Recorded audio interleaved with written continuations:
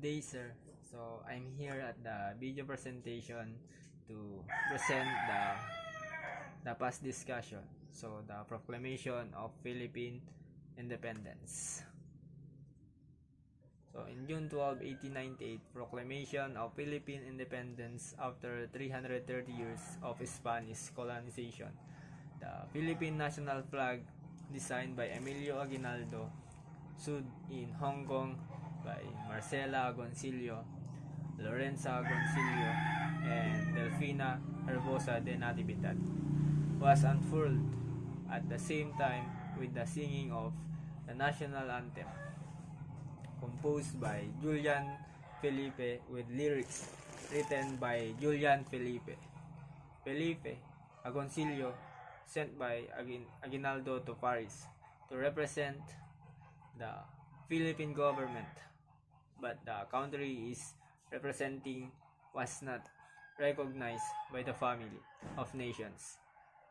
Provisions of the Treaty of Paris on December 10, 1898, withdrawal of all Spanish troops in Cuba leaving the island temporarily to America, cession of the Philippines, Guam, and Puerto Rico to U.S. by Spain, payment of $20 million by U.S. to Spain, the civil and political rights of the inhabitants of the ceded territories shall be determined by the U.S. Congress. Aguinaldo refused to acknowledge American control in the country as the Revolutionary Congress was inaugurated at the Barosun Church, wherein the delegates were argued to promulgate Constitution with Dr. Pedro Paterno as elected president of the delegations. So this event was also the first time the Philippine national anthem was performed publicly, and the first time the Philippine flag was displayed.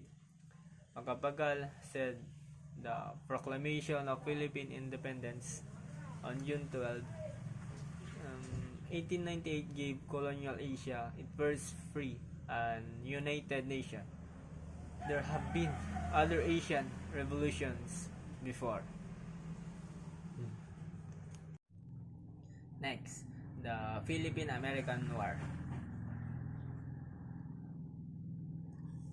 So, the Philippine-American War, Robert Willie Grayson shot a Katipunero while crossing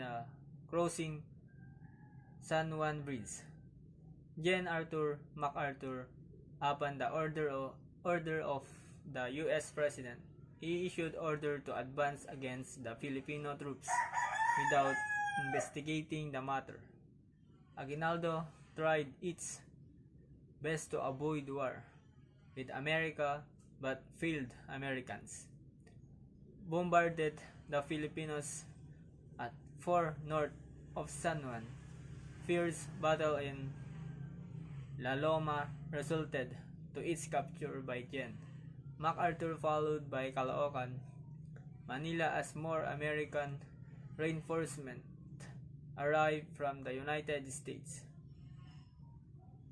Jean Antonio Luna died in the hands of our Filipino patriots due to malicious report of insulting and assaulting of the president's bodyguard and the plan of Luna to take over the presidency from Aguinaldo. Having to learn about the Philippine-American War from the American perspective, this experience of researching and gathering this archive from the native Filipino perspective was really eye-opening and took time for me to understand and reverse whatever I had previously learned. I was able to discover the racial tensions and beliefs that the Filipino held while fighting to revolt for freedom over their country, which will be exposed in the archives collected. This experience allowed me to gain insight that history is not always as it's told. From the background research and achieved findings, I was able to find that although the US government claimed that their involvement and colonization of the Philippines was for the betterment of the country by introducing education, religion, government, infrastructure, and etc., which the Spanish colonization supposedly did as the common goal.